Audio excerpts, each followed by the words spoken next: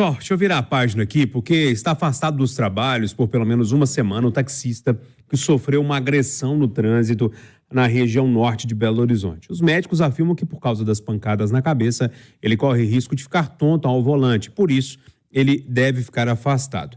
Em conversa com a Itatiaia, o taxista Antônio de Oliveira contou que estava parado em um semáforo na Avenida Saramenha e buzinou para um motociclista que estava conversando com uma outra pessoa e não havia percebido que o sinal havia aberto. A ação, segundo ele, irritou o motociclista e desencadeou as agressões. Antônio contou também outra versão para a polícia. Segundo ele, entre as pessoas que o agrediram está um dono de um lava-jato que ele já tinha desavenças.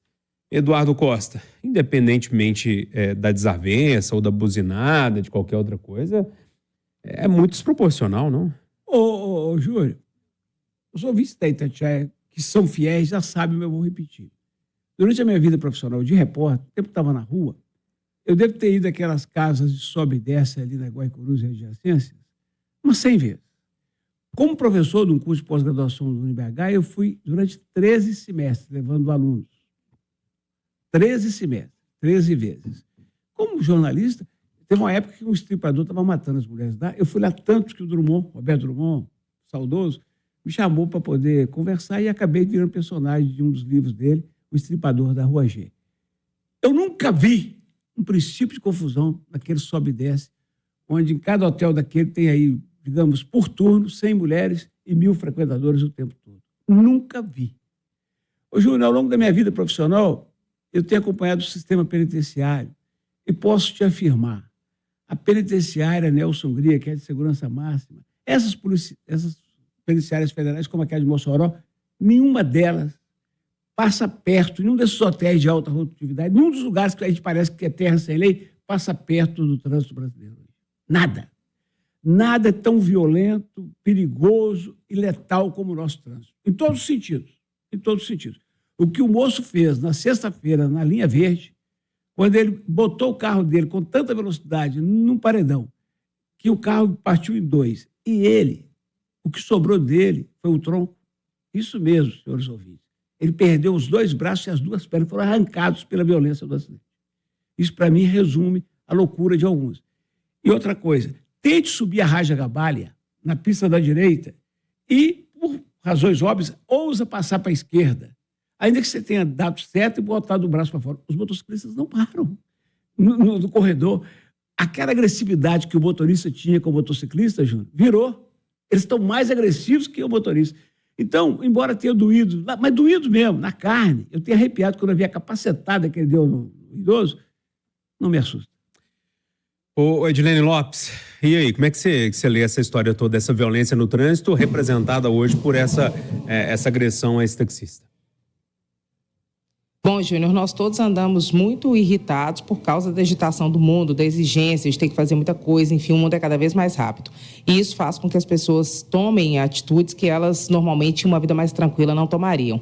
Mas aí eu vou falar um negócio aqui que parece uma pregação, mas não é. Para que servem os 10 mandamentos de Deus, aqueles que estão escritos na Bíblia, que independente da religião ou de qualquer religião, nós podemos segui-los. Eles servem para evitar o sofrimento, amar o outro como a si mesmo, perdoar, não trair. Por que não fazer essas coisas? Porque aí a gente evita sofrimento, evita confusão. Quando você provoca sofrimento para o outro, você provoca um problema para você mesmo. Então, todo dia eu acho que é um dia da gente refletir e pensar, gente, por que eu vou fazer isso? Por mais que eu esteja irritado, vai me dar problema, vai dar problema para o outro, vai dar sofrimento. Se todos nós tentássemos seguir essas regras, 90% dos nossos problemas não existiriam. Então, no trânsito, vamos pensar nisso. Se eu brigar, se eu xingar, alguém pode vir atirar na minha cabeça, e aí minha família vai ficar sem a minha presença, a outra pessoa vai ser punida. Enfim, gente, é só parar e pensar. Quando a gente provoca sofrimento, a gente sofre também. Então, assim, é o básico do básico que a gente tem que exercitar todo dia. Eu só consigo pensar nisso.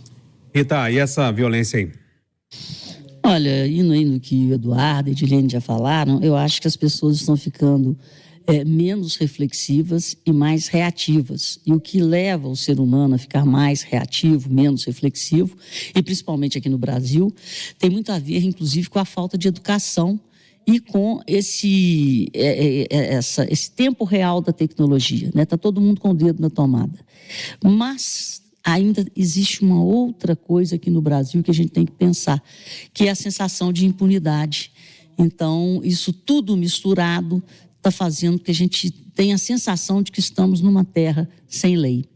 E aí, William Travassos, você que conhece há pouco tempo o trânsito de Belo Horizonte e a violência dele? Não, eu vejo o trânsito de Belo Horizonte como o trânsito de qualquer outra cidade. Nós temos um complicador aqui que está relacionado à infraestrutura. É um lugar com muitas ladeiras, muitos quebra-molas, muitos buracos. E você tem essa confusão e essa disputa entre veículo de passeio, motocicleta, ônibus. Quando o Eduardo fala, o motociclista não deixa você entrar. O motorista também joga o carro na frente do motociclista. Isso é muito comum. E lembrando que o motociclista está mais exposto. Mas nesse caso específico, a gente não pode descartar o desentendimento anterior. Tem um problema ali. E de repente não foi aquela buzina que provocou tudo isso. Na verdade, já tem um ódio no coração de alguém ali e, bom, acabou nessa agressão. É claro que ele tem que ser responsabilizado, esse cara que agrediu o senhor. Mas, por favor, você que está ouvindo a gente agora e está no trânsito, seja você motociclista, caminhoneiro, ou está no teu carrinho aí novinho, entenda uma coisa, não comece aquilo que você não sabe como vai terminar. Você pode se deparar com um louco, um desequilibrado, um psicopata e pode virar manchete num jornal, na página policial.